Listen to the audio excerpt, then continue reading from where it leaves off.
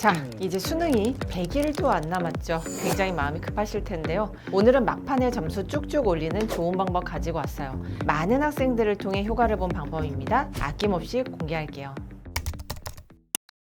안녕하세요. 분당 강은쌤입니다. 2024 수능이 얼마 남지 않았어요. 국어 어렵다는데 막판 기적의 뒤집기 이루어질까요? 오늘 다 알려드립니다. 자, 오늘 강의 도움될 대상 알려드릴게요. 오늘 강의에 직접적인 도움을 받으실 수 있는 학년은요, 수능을 앞둔 수험생들, 고3 재수, 삼수, 장수생들 다 포함되고요. 겨울방학을 앞둔 고1, 고2 미리 할수록 좋아요. 사실 국어 점수 올리는 비법은 무척 간단합니다. 딱 두 개만 명심하시면 되거든요. 기출, EBS 수능 특강 수능 완성. 자, 이 중에서도 오늘은 기출에 초점을 맞추어서 설명드릴 예정입니다. EBS는 다 못 보더라도 오늘 알려드리는 이 방법만으로 5, 6등급 아래에서 1, 2등급까지 간 무수한 학생들이 있어요. 그러니까 꼭 해보시길 바랍니다. 자, 예전에 올렸던 수능 만점자들의 영상 기억나세요? 여기서 대부분의 만점자들이 기출을 얼마나 열심히 봤는지 이미 말씀을 드렸죠. 과목이나 연도나 관계없이 아무 때나 기출을 제대로 보는 것이 만점자들의 공통점이었습니다. 다만 정확한 방법을 알고 하는 것이 좋아요. 기출이요. 푸는 것이 아니거든요. 분석. 다시 말할게요. 분석입니다. 오늘 그 방법을 구체적으로 알려드리는 시간이에요. 처음부터 끝까지 다 알려드릴 테니까 그대로만 따라하세요. 자, 오늘의 목차 알려드립니다. 짜라란.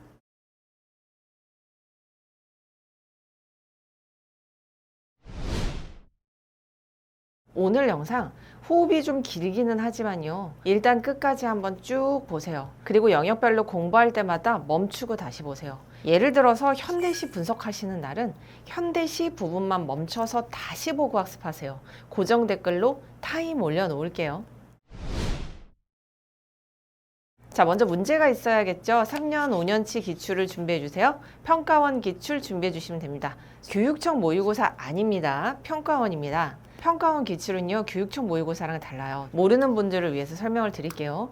평가원 기출은 고3 때만 보는 시험이고요. 고1, 고2 때는 보지 않습니다. 고1, 1 때 보는 거는 교육청 모의고사예요. 자, 고3 때 보는 평가원 기출은 1년에 딱 3번이에요. 6월달, 9월달, 11월 대수능 이렇게 3번입니다. 시중에 서점에 가셔서 평가원 모의고사 이렇게 쓰여 있는 기출을 사셔도 되고요. EBS 아이사이트 들어가셔서 다운받으셔도 됩니다. 무료로 다운 받으실 수 있어요. 다시 말씀드릴게요. 6월, 9월, 11월 이렇게 고3 시험으로 1년에 딱 3번입니다. 문제 구하기 힘드시면 교재를 그냥 제가 한 권 추천을 드릴 테니까 이거 보셔도 괜찮아요. 네, 이 교재인데요. 문학 독서 이렇게 2권 구해서 하시면 됩니다. 여기서 먼저 가장 최신 순으로 3년치 2023, 2022, 2021 이렇게 되겠죠? 자, 이렇게 3년치부터 분석해 보세요. 여유가 있으시다면 5년치까지만 하시면 됩니다. 자, 문제가 이제 준비가 되었더라면요. 지금부터 분석 타임입니다. 문제 푸는 게 아니라 분석이라는 걸 꼭 기억해 주세요. 푸는 것은 80분 동안 45문제를 푸는 거고요. 분석은 시간 제한 없이 맞고 틀린 것도 상관없이 나와 있는 모든 제시문, 모든 문제의 선지를 다 공부하는 것입니다. 그럼 풀기는 언제 하는 게 좋을까요? 최소한 분석을 3회 이상 한 후에 하는 것을 권장합니다. 모의고사 푸는 속도를 올리고 싶은 학생도 시간 내에 푸는 연습을 해서 올라가는 건 한계가 있어요. 분석부터 해보세요. 더 빠르게 올라갑니다. 먼저 기출은요, 제시문과 문제로 나누어 분석을 해야 하는데요. 문제는 항상 공통적으로 같은 방식으로 학습하면 됩니다. 자, 맞은 문제든 틀린 문제든 선지에 있는 모든 문항을 이해해 보세요. 예를 들어서 옳지 않은 것을 골라야 하는 문제인데 4번이 답이라면 4번은 어디가 틀린 것인지 확실히 알아야 하고 나머지는 제시문에 어떤 것을 근거로 다 맞는 말인지를 알아야 합니다. 맞은 문제는 분명히 알아서 맞아야 합니다. 혼동되는 문제, 틀린 문제는 반드시 해설을 통해 명확하게 이해해야 해요. 자, 문제는 영역 공통으로 이렇게 학습하면 됩니다. 이제부터는요, 영역별로 제시문 공부법 나갑니다. 현대시나 고전시가 공부법은 다 똑같아요. 표현법과 해석 이렇게 두 가지의 초점을 맞추세요. 표현법은 직유, 은유, 객관적 상관물 같이 각각의 부분에서 어떤 표현법을 쓰는지를 말 그대로 묻는 것이죠. 현대시도 해석을 해야 할까요? 네, 해야 합니다. 우리말이라고 바로 해석되는 게 아니거든요. 비유와 상징이 많기 때문에 숨겨진 뜻을 이해해야 하죠. 예를 들어서 별은요, 말 그대로 반짝반짝 빛나는 별이 아니라 희망을 상징한다는 것을 알아야 해요. 현대시가 고전시가보다 오히려 해석이 더 어려울 수 있어요. 다양한 표현으로 나타나기 때문이죠. 자, 그렇다면 현대시 해석을 잘하기 위해서는 어떻게 해야 할까요? 해석을 잘하게 하기 위해서는 다음을 생각하면서 학습하면 되는 겁니다. 1. 대상 2. 화자나 대상의 시적 상황 3. 화자나 대상의 정서. 자, 여기서 1번 대상은요, 시의 중심 대상을 말하는 거예요. 주로 제목과 관련된 경우가 많습니다. 2번의 시적 상황은요, 중심 대상의 상황을 살펴봐도 괜찮고 화자의 상황을 파악해도 괜찮아요. 상황을 파악하면 3번에 해당하는 정서가 자동으로 파악이 되겠죠. 이렇게 세 가지의 초점을 맞추면 해석을 할 수 있게 되는 겁니다. 자, 김강균의 와사 등으로 예를 한번 들어볼게요. 자, 앞서 말한 내용 차례로 적용해 볼까요? 먼저 중심이 되는 대상부터 파악하세요. 대상은 주로 제목과 관련이 있다고 했죠. 이 시의 제목이 와사 등이죠. 그렇다면 와사 등이 중심이 되는 대상이에요. 화자가 겉으로 드러났다면요, 화자의 상황을 찾으면 됩니다. 내가 있다면 화자가 겉으로 드러난 것이죠. 화자가 드러나지 않았다면 대상의 상황을 파악해서 말하면 됩니다. 여기서는요, 내 홀로라는 말이 나오니까 화자가 겉으로 드러난 것이죠. 자, 이제 시를 읽으면서 상황과 정서에 대해서 파악해 보겠습니다. 차단한 등불이 차가운 희미한 등불을 의미해요. 와사등은 거리에 걸려있는 가스등을 표현하는 것인데요. 이 구절에서는 등불에 해당이 되겠죠. 자, 빈 하늘에 걸려있다. 시적 허용을 써서 굳이 빈을 길게 느려서 쓰고 있어요. 하늘을 꾸미는 단어를 빈으로 길게 느리니까 하늘이 차갑고 희미하고 텅 빈 느낌, 공허하고 쓸쓸한 느낌으로 느껴지면서 강조가 됩니다. 자, 내 홀로 어딜 가라는 슬픈 신호냐. 호올로를 시적 허용을 썼죠. 고독감을 나타내는 시어입니다. 그리고 하늘에 걸려 있는 와사 등을 방금 전에 슬픈 신호라고 표현했죠. 신호 앞에 슬픈이라는 말을 붙였습니다. 화자의 감정을 제대로 드러낸 것이에요. 신호는 일반적으로 방향을 알려주는 것이죠. 그렇다면 슬픈 신호는 방향 상실을 의미하게 됩니다. 긴 여름에는 황망이 날개를 접습니다. 자, 여름의 해를 마치 새처럼 표현을 했네요. 새가 날개를 접듯이 해가 날개를 접으니까 점점 어둠이 찾아오고 있습니다. 어둠이 찾아오는 시간, 이런 시간은 밤이 시작되는 시간이죠. 늘어선 고층 창백한 묘석같이 황혼에 젖어. 자, 늘어선 고층을 하필이면 창백한 묘석, 즉 묘지 앞의 돌로 만든 물건으로 표현을 합니다. 죽음의 세계가 연상이 되고요. 죽음의 도시처럼 보이게 하죠. 자, 어떠세요? 딱 4줄만 읽었는데도 시의 전반적인 상황 정서를 다 알 수 있죠? 늘어선 고층 빌딩이라는 걸 보면요, 도시라는 배경을 알 수 있고 슬픈 신호, 빈 하늘, 홀로 창백한 묘석 등의 시어를 통해서 방향을 잃은 도시인의 쓸쓸함, 고독감을 느낄 수 있습니다. 정리를 해볼까요? 대상은 와사등과 도시인입니다. 상황은 저녁 도시 거리에서 와사등을 보고 있는 사람이죠. 정서는 고독감, 쓸쓸함, 방향상실 이렇게 되겠네요. 그리고 대상, 시적 상황, 정서를 다 합해보면요, 다음과 같이 정리가 되겠네요. 방향을 잃은 도시인의 고독함. 그렇습니다. 이렇게 중심 대상을 찾고 상황과 정서를 파악해서 압축을 해보면요, 한 줄로 표현이 되는데요. 바로 이것이 주제가 되는 것입니다. 이렇게 되면 이 시는 잘 해석이 된 것이라고 볼 수 있어요. 실제로 교재를 보면요, 대부분의 교재에서 와사 등의 주제는 도시 문명 속에서 느끼는 현대인의 고독과 비애 정도로 나와 있어요. 아까 제가 현대시를 공부할 때 해석, 표현상의 특징 2가지의 염두를 두어서 공부를 하라고 했죠. 해석을 위해서 제목부터 보면서 중심 대상, 시적 상황, 정서를 파악을 하라고 한 것이고요. 자, 그렇다면 표현상의 특징은 어떤 것을 말하는 걸까요? 어떤 구조인지, 비유법은 어떤 것을 썼는지, 시각, 청각 등 어떤 이미지로 표현했는지 등을 정리해 보세요. 이것도 처음부터 답을 보기보다는요, 스스로 생각해보고 정리해보면 좋습니다. 와사 등은 시적 허용, 수미상관, 비유법 등 여러 가지 표현 방식을 사용하고 있어요. 자, 유명한 작가라면요, 작가에 대해서도 알아두는 게 좋아요. 왜냐면은 처음 보는 작품도 작가에 대해서 잘 알면 작가의 특성에 맞게 해석이 될 수 있기 때문이죠. 예를 들어서 이 시의 작가 김광규는요, 도시적인 감수성을 세련되고 감각적으로 표현했던 작가로 유명한 작가죠.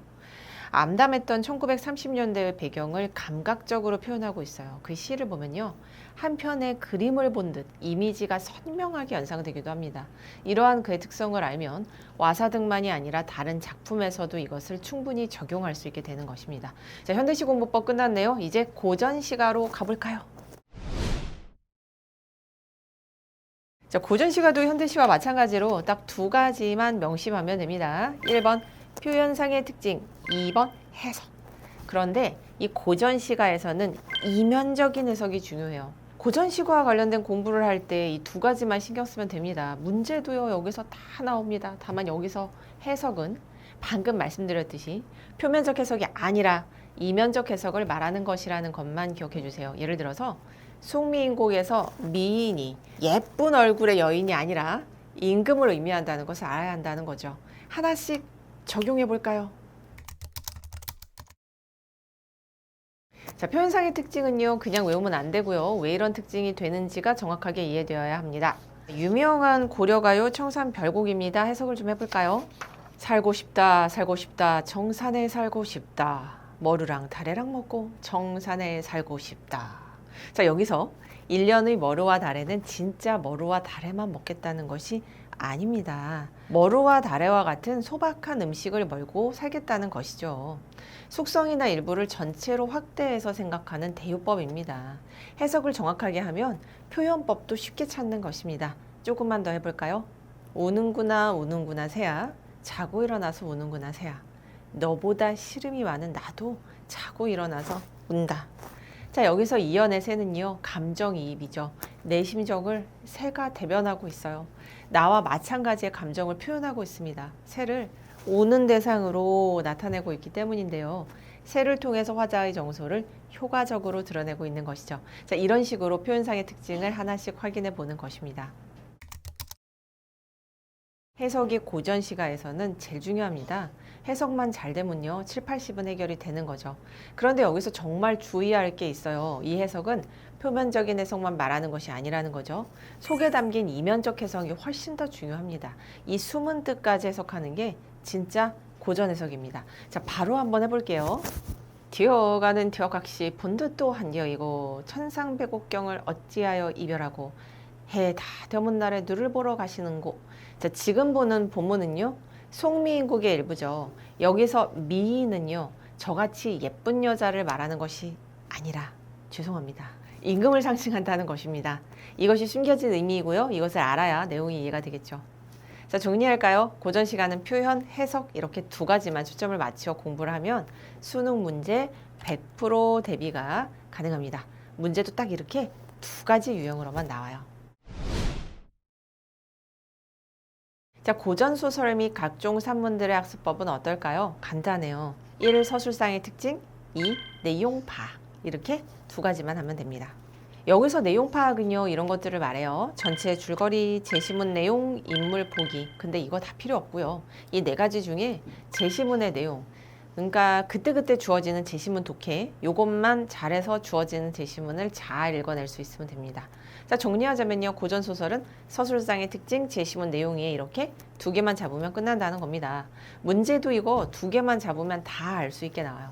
그런데 고전 소설은 어휘가 생소해서 놓치는 부분이 많이 생길 수가 있죠. 그래서 평소에 충분히 훈련을 하는 것이 중요합니다. 어렵지 않아요. 딱 10개. 3년치 기출만 제대로 해도 바로 좋아져요.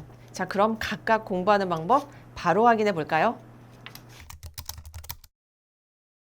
자, 시 표현법처럼요, 소설도 글만의 특징이 있죠. 그것을 파악하는 거예요. 어떤 글은 대화가 많이 나오고 어떤 글은 묘사, 또 고전 중에는 편집자적 논평이 특징인 글도 있죠. 이런 부분을 잘 확인을 해 나가는 건데요. 제시문 해석을 해 나가면서 표현법도 같이 익혀 나가는 거죠. 대체로 해설지의 설명이 잘 되어 있어요. 또 기출문제의 선지를 분석하면서 학습을 하다 보면 학습할 수 있게 되죠. 아, 이런 것을 서술자의 개입, 편집자의 논평이라고 하는구나, 이렇게 알 수 있게 되는 거죠. 그러니까 서술상의 특징은 1. 문제 분석 철저히, 2. 해설지 잘 읽기, 이렇게 두 가지만 잘 하시면 됩니다. 자, 앞서서 고전 소설은 제시문 내용 파악을 해야 한다고 강조했는데요. 어떻게 학습에 적용하면 될까요? 방법은 간단합니다. 1.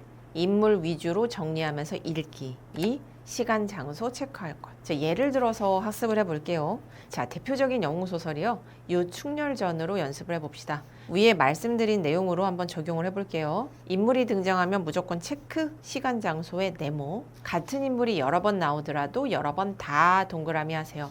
이렇게 제시문을 읽으면서 네모와 동그라미 친 것들을 확인해 보는 겁니다. 그러면은 인물과 시간, 장소에 다 표시가 되게 되겠죠. 그렇게 한 다음에 동그라미 네모들의 앞뒤 문장 하나하나를 끊어서 의미를 해석해 보세요. 현대소설과는 다르게 어색한 어휘나 문장이 있어서 생소할 수 있어요. 그런데 동그라미 네모를 치면서 앞뒤 문장을 확인을 하다 보면 이것이 핵심인데요. 한 줄씩 제대로 해석을 할 수 있게 됩니다. 어려운 부분은 해설지를 통해서 의미를 이해해야 합니다. 절대 그냥 건너뛰지 말고 이렇게 동그라미 네모 치면서 꼭 한 줄씩 잘 해석해 보세요. 예를 들어서 유충렬전 같이 한번 읽어볼게요. 네, 지금부터 아주 유명한 소설 유충렬전 한번 같이 읽어볼게요. 자, 사람이 나올 때는요, 동그라미 칠 거고요. 그 다음에 장소가 나오거나 시간이 나오거나 할 때는 네모를 칠 겁니다. 같은 사람 여러 번 나오면 여러 번 다 동그라미 치면 돼요.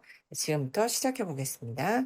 천자가 옥새를 목에 걸고 항서를 손에 든 채 집문 밖으로 나오다가 보니 있게 됐어요. 여기까지 내용 한번 볼까요? 천자가 옥새는 군주에게 있어서 굉장히 중요한 도장이죠. 항서를 손에 들었대요. 항서를 손에 들었다는 걸 보면 지금 굉장히 위험한 상황인 걸 알 수가 있네요. 항복하기 위한 상황, 항복을 하려고 하는 상황이라는 것을 알 수가 있어요. 집문 밖으로 나오다가 보니까 뜻밖의 호통 소리가 나면서 어떤 한 대장이 적장 문거래 머리를 베어들고 중군으로 들어가거나 이랬거든요. 지금 상황 보니까 지금 딱 천자가 항복을 하려고 하는 상황이었는데 그런데 그 굉장히 위험한 순간에 누군가가 도와주는 사람이 나온 거예요. 그거를 이제 한 대장이라는 이름으로 지금 표현을 하고 있는 거고요. 그다음에 적군이 확실할 때는 상대편이 확실할 때는 그럴 때는 이제 세모를 치는 것도 괜찮습니다. 지금 적장이라는 표현이 나왔기 때문에 상대편이기 때문에 이제 그 주인공 입장에서 보면은 나쁜 놈일 거기 때문에 세모를 친 거예요. 자, 문걸의 머리를 베어들고 중군으로 들어가거늘 매우 놀라고 또 기뻐서 말하기를. 자, 이 매우 놀라고 기쁜 사람은 누구겠어요? 당연히 방금 전까지 굉장히 위험해서 항복을 하려고 했던 상황에 놓여있던 천자가 되겠죠. 적장을 벤 장수의 성명이 무엇이냐 빨리 모시고 들어오라 했더니 오늘의 주인공 충렬 나왔네요. 말에서 내려서 천자 앞에서 엎드리니까 천자가 급히 물어 말하기를 그대는 뉘신데 죽을 사람을 살리는가 너무 고마웠겠죠. 그랬더니 자 충렬이가 말합니다. 부침 유심의 죽음과 충렬의 아버지가 유심이었나 봐요. 또 어려서 홀로 된 자신을 길러준 어려서 굉장히 좀 위험하고 힘든 상황이었는데 그런 자신을 길러준 장인 강희주의 죽음을 둘 다 죽었네요. 몹시 원통하고 분하게 여기면서 통곡하면서 이야기를 했어요.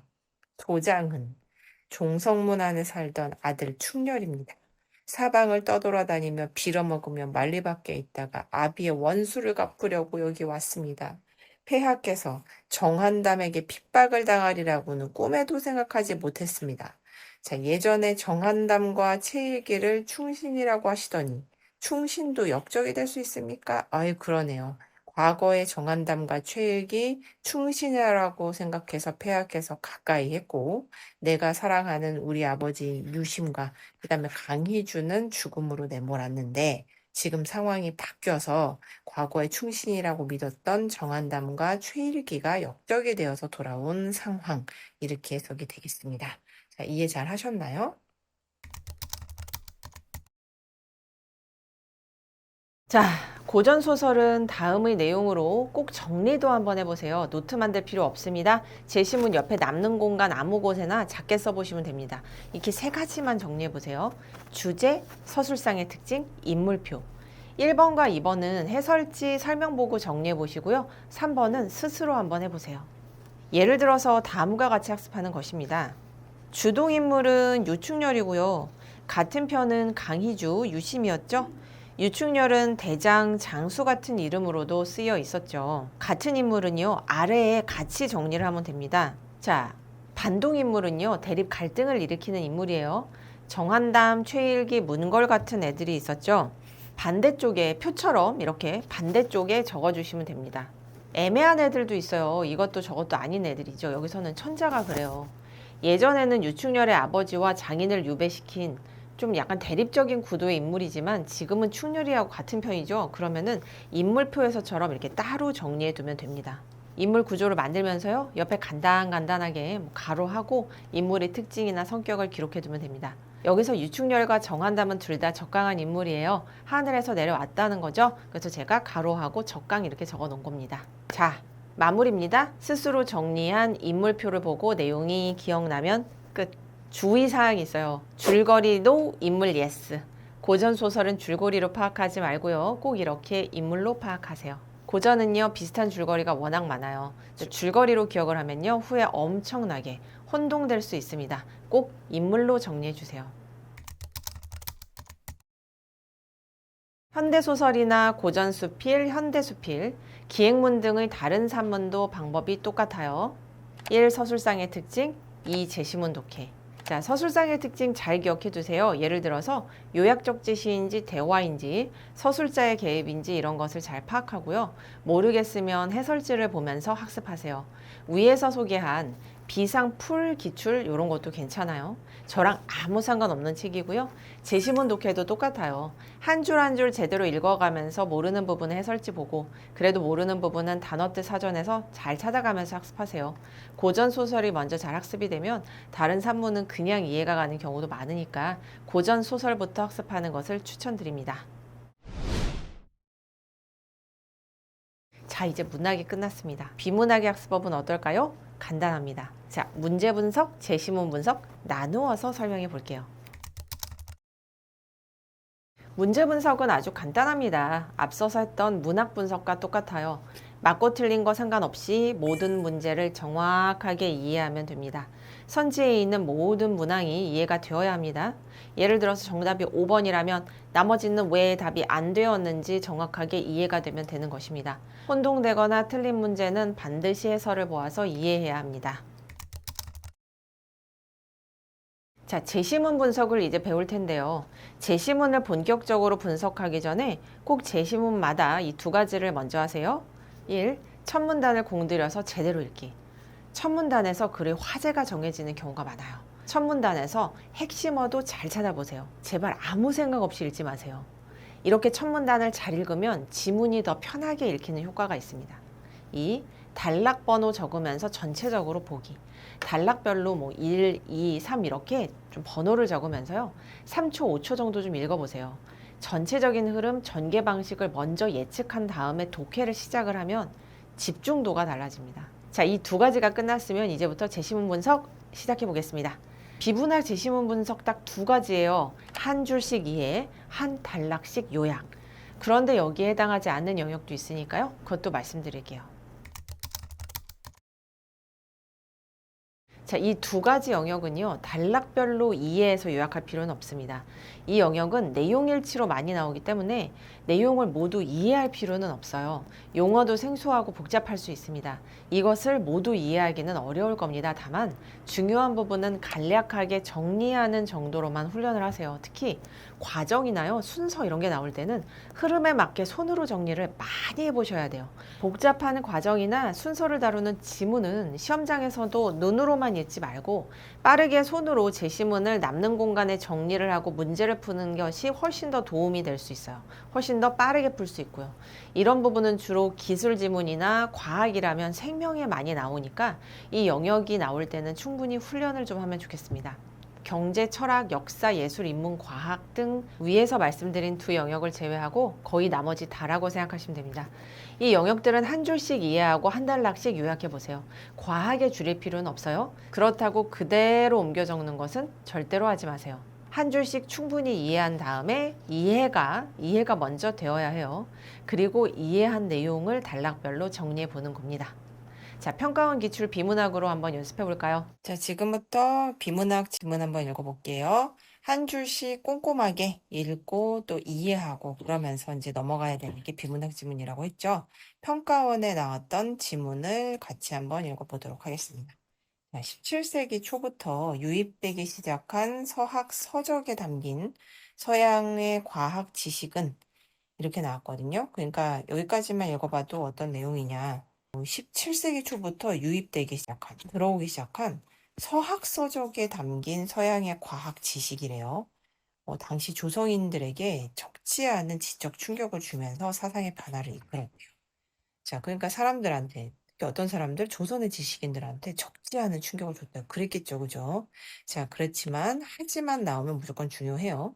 19세기 중반까지 서양 의학, 지금 과학 지식 이야기하다가 의학에 대한 이야기가 나왔어요. 하지만 뒤에 나온 거는 무조건 내가 중요하다고 예전에도 여러 번 말씀드렸는데, 지금 어떠냐면 과학 지식에 대한 이야기가 나오다가 갑자기 서양 의학에 대한 이야기가 나오면 사실 감이 좀 빠른 친구들은 감을 잡아야 돼요.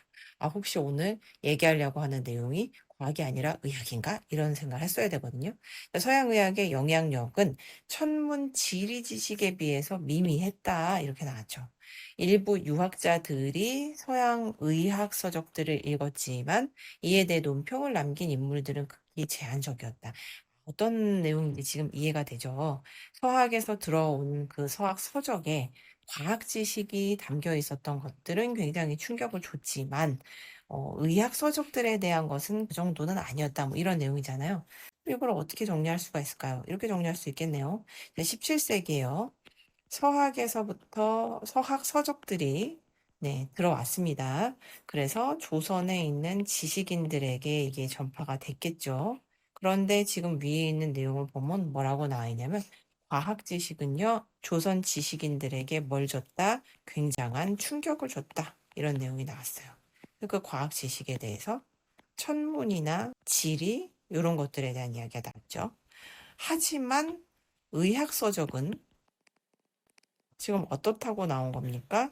별다른 조선 지식인들에게 영향력을 미치지는 못했다. 지금 이렇게 얘기가 나오고 있는 거네요. 그쵸? 이렇게 되면 내용이 잘 정리가 된 겁니다. 조선의 지식인을 좀 내려서 정리하면 더 좋겠네요. 자, 그러면 이제 두 번째 단락부터 한번 읽어보도록 할게요. 이런 가운데 18세기 실학자인 이익이란 인물이 있어요. 주목할 만한 인물이래요. 아까 어떤 사람이라는 느낌이 들어요. 서양 의학 서적들에 대해서 이야기를 한 사람 중에 하나일 것 같죠. 그는 서국의라는 그래서 이 사람이 쓴 책인 거예요. 그쵸? 아담 샬이 쓴 주제군증의 일부를 채록하면서 자신의 생각을 제시했다. 정리하면서 봐야 될 거예요. 자, 정리를 해볼게요. 18세기 이익이라는 사람이 있었어요. 그 사람이 어떤 책을 썼다고요? 자, 서구부의라는 책을 썼는데 그 글에서 아담 샬이라는 사람이 쓴 주제 군치죠. 일부를 채록했다 하니까 거기에 영향을 받았다라는 내용이라고 이해할 수가 있겠어요. 자, 그러면 이 주제군증은 어떤 내용인지 볼까요? 당대 서양의학의 대변동을 이끈, 다시, 당대 서양의학의 대변동을 이끈 근대 해부학 및 생리학의 성과, 그에 따른 기계론적 인체관. 그쵸? 당대 서양의학의 대변동을 이끈 게 뭐라고요? 근대 해부학, 그리고 생리학, 그리고 기계론적 인체관. 이거는 담기지 않았어. 그러네. 이거는 담기지가 않았네요. 자, 그러면 뭐는 담기지 않았다고요? 네, 근대 해부학, 생리학, 그리고 기계론적 인체관은 담기지 않았다고 했습니다. 네, 담기지 않았고 대신에 기독교를 효과적으로 전파하기 위해 이게 목적이네요. 이걸 하기 위해 신의 존재를 증명하려고 했던 로마 시대의 생리설, 중세의 해부 지식, 근대에 해당하는 해부 생리학 이거는 안 나오고 중세의 해부 지식 요게 실려 있었다. 그럼 이거 이렇게 정리하면 되겠네요. 로마 시대의 생리설 그리고 중세의 해부 지식 요게 적혀 있었다는 거고, 아까 이거 목적이 뭐라고 했어요? 기독교를 전파하려는 목적.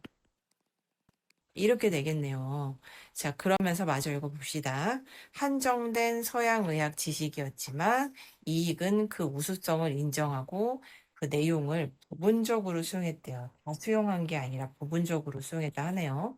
뭘 수용하고 뭘 수용하지 않았는지 한번 볼게요. 뇌가 몸의 운동과 지각 활동을 주관한다. 아, 그러네요. 이 사람은 뇌가 몸의 운동과 지각 활동을 주관한다라는 게 아담샬인데, 그 설명에 대해서 이익은 뭐라고 했냐. 자, 몸의 운동을 뇌가 주관한다는 건 긍정했대. 그럼 이렇게 되겠네요. 뇌가 몸의 운동을 주관한다고 하는 것은 긍정했다는 건 이것이 바로 공통점이란 얘기가 되겠네요. 하지만 그럼 차이점이 나오겠네요. 지각 활동은 심장이 주관한다. 그렇구나. 자, 지각 활동은 뇌가 아니라 심장이 주관한다. 이게 아담샬과의 차이점이 되겠네요. 이게 바로 뭐다? 전통적인 심주지각설. 그러네요. 이게 전통적인 심주지각설이다. 이렇게 되겠네요. 아, 자, 이렇게 지금 두 번째 단락을 정리했듯이 여러분이 이 단락을 읽고 이런 식으로 정리가 되어야 한다는 겁니다. 자, 이런 식으로 단락별로 요약을 하는 것입니다. 정리하자면 이렇게 되는 것이죠. 한 줄씩 이해, 단락별로 간단히 요약. 따로 요약 노트를 만들거나 할 필요 없고요. 제시문이나 문제 옆에 남는 공간 어디에나 간단하게 하면 됩니다. 물론 여유가 되면 노트를 만들어도 상관없습니다. 중요한 것은 형식이 아니라 이해, 요약 이렇게 두 가지를 제대로 하는 것입니다. 자, 이제 분석이 모두 끝났습니다. 아직도 여러분의 마음속에는 풀리지 않는 여러 의문이 있으실 텐데요. 이 부분에 대해서도 마지막까지 하나씩 꼼꼼하게 정리해 드릴게요. 풀지 말라는 거 아닙니다. 분석부터 하고 난 후 문제를 풀어보세요. 문제를 많이 풀면은 문제 푸는 속도가 빨라질 거라고 생각하지만 그렇지 않습니다. 혼자 공부하면서 모의고사를 풀 때는요, 빨라지는 기분이 드는데 현장에서 그 효과가 나오지 않을 때가 많죠. 오히려 모의고사를 제대로 분석하면 가장 빠르게 잡히는 게 속도예요. 처음에는 느린 것 같지만 제시문과 문제에 대해 3년치, 5년치가 정확하게 이해가 되면 점점 속도는 빨라지죠. 분석이 충분히 된 다음에 3주 정도 문제 푸는 훈련을 하면 충분한 효과를 볼 수 있어요.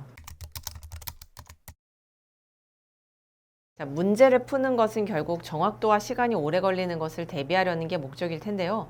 분석을 충분히 했다면 문제는 자유롭게 풀면 됩니다. 약간씩의 팁은 있어요. 예를 들어서 모르는 문학 작품이 나올 때 보기를 먼저 보라거나 비문학을 풀 때 일부만 읽고도 풀 수 있는 문제를 먼저 풀라고 하는 것인데요. 사실 이러한 것들은 사소한 팁 드립니다. 분석이 제대로 되었다면 3주 정도만 훈련을 해도 속도가 충분히 빨라지고 정확도도 높아지기 때문에 어떻게 풀어도 상관없어요. 비문학이라고 해서 모든 제시문을 이해해서 풀어야 하는 것은 아닙니다. 앞서서 말씀드린 부분 중에 기술 부분이나 생물 같은 경우는 용어도 길고 생소하고 현장에서 이해를 해서 풀기 어려운 제시문들이 나올 가능성도 많아요. 이런 문제는 이해보다는 내용 일치를 묻는 것이 주를 이루죠. 하지만 이렇게 푸는 영역은 100이라고 치면은 한 2, 30 정도 해당이 됩니다. 이런 부분들은 2, 3주 훈련을 충분히 하면 됩니다. 또 구조 독해만으로도 분명히 쉽게 풀리는 부분들도 있어요. 하지만 구조 독해만 알고 있는 것과 제시문을 어느 정도 이해하고 구조 독해를 하는 거는 하늘과 땅 차이입니다.